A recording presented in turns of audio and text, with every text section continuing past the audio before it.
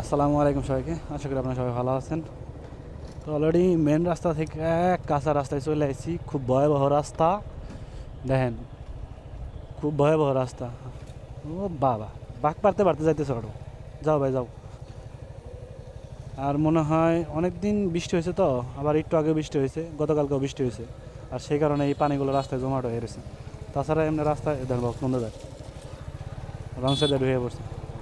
আর এটা আপনার তুরাগ থানা। আমি তুরাগ থানায় আছি এখন বর্তমান, তুরাগ মডেল থানা।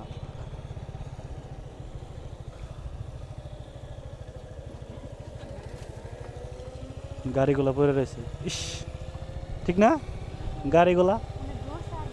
হ্যাঁ ধরছে, কাগজপাতি নাই, কেমনে নিব, আসবে এখানে নিতেও আসে নাই, অমনেই পড়ে রয়েছে গাড়িগুলা।